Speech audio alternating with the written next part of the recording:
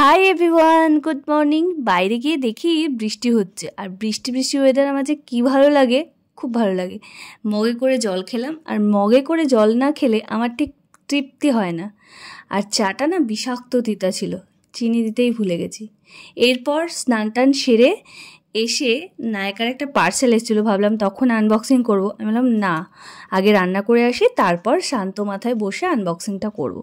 দেখো ম্যাজিক করে তরকারিও হয়ে গেল, ট্যাংরা মাছের ঝাল, ডাল, আর মেয়ের জন্য এটা আয়ুর্বেদিক তরকারি, শিং মাছের ঝিঙে দিয়ে ঝোল।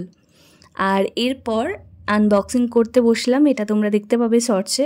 আর এখন মনটা একটু খারাপ, লিপস্টিকও পরে নিয়েছি, যেটা নতুন নিলাম। এটা প্লামের একটা বডি মিস্ট বলতে পারো।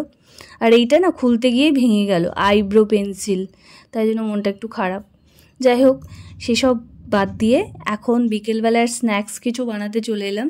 তার মাঝে কিন্তু আমার খাওয়া দাওয়া সবই হয়েছে, মেয়েকে খাইয়েছি, আমি খেয়েছি। তার যেটা বানাচ্ছি সেটা বলি আগে, সুজির একটা চটপাটা কিছু। তো এটার জন্য ফার্স্টে যেরকম যেরকম করলাম, কড়াই গরম করে তেল দিলাম, তার মধ্যে লঙ্কা সর্ষে ফোড়ন দিলাম, আর কারি পাতা দিলে খুব ভালো হয়, কিন্তু আমার কাছে ছিল না। তো তারপর সুজিটা দিয়ে বেশ কতক্ষণ নাড়াবো, আর আলুটা আগেই সেদ্ধ করে এটার মধ্যে মিশিয়ে দিয়েছিলাম। তারপরে তেল দিয়ে দিলাম, সেটাকে ভালো করে এইখানে রেখে দিয়ে, যেরকম ধোকা করো আর কি সেই রকম। এবার একটুখানি রেস্টে রাখবো, তারপর এটাকে কেটে কেটে তেলের মধ্যে ছেড়ে দেবো, ছাকা তেলে অবশ্যই। দারুণ কিন্তু চটপাটা খেতে হয়, চায়ের সাথে দারুণ লাগে। একবার পতি পরমেশ্বর বানিয়ে খাইয়েছি, আর বলে প্রতিদিনই বানাও, চায়ের সাথে কি খাবো, এটা খাবো। তো ভীষণ ভালো লাগে। তোমরা আলুটা ভালো করে চটকে তারপরেই কিন্তু সুজির মধ্যে দেবে, তাহলে কিন্তু দারুণ হয়, একটু লামস থাকে না, বেশ ভালো লাগে। দেখো আমি ছাকা তেলে ভেজে নিচ্ছি।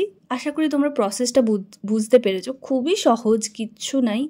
বাড়িতে যদি কিছু নাও থাকে, আমাদের বাড়িতে সব সময় সুজি আর আলু তো থাকেই, এগুলো দিয়েও তোমরা করতে পারবে।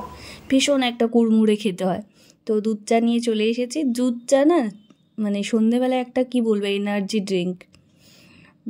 তো কেমন হয়েছে বাড়িতে বানিয়ে আমাকে জানিও, ভালো লাগবে আশা করি। তো এখন বেজে গেছে 8:45, রেডি সেডি হয়ে গেছি। মেয়ে সাজুগুজু করে আমাকে ডাকতে চলে এসছে। তো কেন রেডি হয়েছি, যাবো একটু দোকানে। কোন দোকানে? সোনার দোকানে। একটা দরকার আছে, একটা গিফটস কিনতে যাব, গিফটস। তো রেডি হয়ে গেছে। আর সোনা দোকানে গিয়ে তো ভিডিও করা অ্যালাউ নয়, তাই একটু পাশে মেলা ঘুরে এলাম। কী কিনলাম সেটা তোমাদের বাড়িতে এসে দেখাচ্ছি। এই যে আমার শাশুড়ি মা এই জিনিসটা খুলছে, কিন্তু আমার মেয়ে তো ওনাকে কিছুতেই খুলতে দেবে না, ওই খুলবে। তো যাই হোক, পারে না তো খুলতে, তাও চেষ্টা করছে। এই যে দেখো, আমাদের বেশ কিছুদিনের মধ্যেই একটা বিয়েবাড়ি রয়েছে, তো সেখানে এই গিফটস পারপাসে এই জিনিসটা দেব, তাই জন্য এইটা কিনতে গেছিলাম। তো কেমন হয়েছে পলা রিংটা? আমার হাতে না ভীষণ ভালোই লাগছিল, ভীষণ না মোটামুটি ভালোই লাগছিল। তো আমারও দেখে মনে হচ্ছিল একটা যদি নেওয়া যেত। তো যাই হোক, পরে কোনো দিন নেব। তো এখন চা বানালাম, 9:30 বাজে কিন্তু। তো এখন আবার চা তেষ্টা পেয়ে গেছে, তো চা বানালাম শাশুড়ি মা, আমি আর শ্বশুর বাবার জন্য। তো 3 জনের 3 জায়গায় চা নিয়ে নিয়েছি। আর বাড়িতে আসার সময় এই গরম রসগোল্লা নিয়েছিলাম। আর এই বিস্কুটগুলো কার কার ভালো লাগে খেতে? আগে কিন্তু এগুলোর কোয়ালিটি ভালো ছিল, এখন ভালো লাগে না, কেমন একটা হয়ে গেছে। এই যে 9:30 বেজে গেছে, আবার মেয়েকে খাওয়ানোর মানে সময় হয়ে গেল। মানে সার্কেলটা চলতেই থাকে, সারাদিনে সার্কেল চলতে থাকে, রান্না করো খাওয়াও, রান্না করো খাওয়াও, এইটাই মেয়েদের জীবন। এই 2-3টে জিনিস কমন থাকবেই। তো দেখো আবার বরমশাই কি সুন্দর জিনিসও নিয়ে চলে এসেছে, প্রন বিরিয়ানি, আর সাথে অনেক কিছুর কম্বো ছিল। তো কম্বো সেটটা আমাদের জন্য এনেছে, চিলি চিকেন ছিল, গন্ধরাজ রাইস, পোলাও, আরও 2-3টে ভাজাভুজি ছিল। তো এইটা আজকের ডিনারটা এইভাবেই হলো। ভালো লাগলে like, comment, share and subscribe. Tata.